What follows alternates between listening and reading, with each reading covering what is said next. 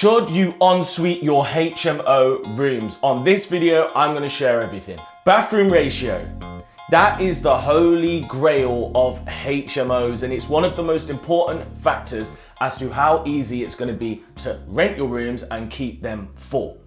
So an ideal ratio for me is about 1 bathroom per 2.5 tenants, okay? If you go above that, it's not a deal breaker, but it starts to get a little bit tricky.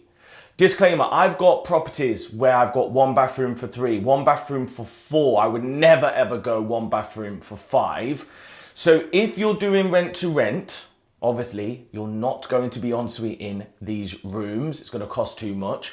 But you can have the right lenses on when you're looking at these deals, and you typically want to see 1 bathroom per 2.5 people. If you're purchasing the property, then you've got a little bit more scope to add value.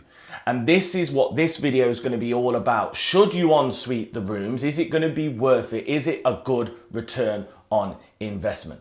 So I'm in this property right now. It is a 5-bed property, and we've actually got 4 bathrooms in it.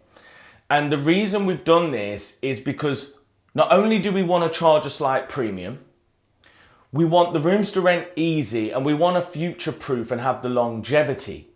So for me, it's like the ideal scenario is that you do provide more bathrooms, you do ensuite, but to the same extent, it's not a complete deal breaker. It's just going to make life easier. And I know what you're thinking, but listen, Simon, if it's going to cost me maybe 5 to 7 grand to put an ensuite in, how long is it going to take for me to get the return?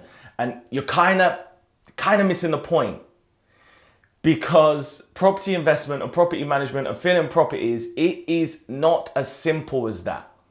Because you might say, look, maybe I'm going to be able to charge £600 per month instead of £550. So that's only £50, £600 a year. And if I spend, let's say, 6 grand on an ensuite, that would take me 10 years to break even.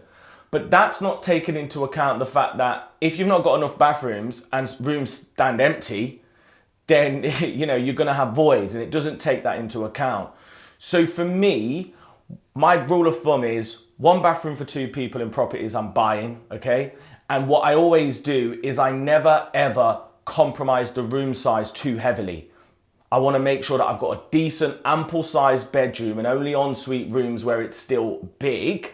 And another hack is if you do a bathroom that's not an ensuite or a Jack and Jill that more than 1 tenant can use, then you're onto a winner, because that way you've got more scope to play around.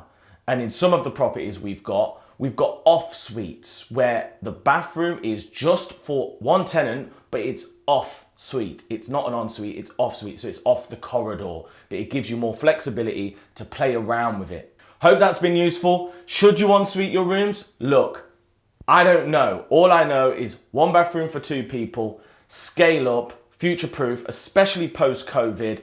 And if you're doing rent to rent, don't stress about it. I've got properties with 4 bedrooms and they smash it. You just have to make sure that you make everything else in the property amazing. If you found it useful, hit the subscribe button, and I'll see you in the next video.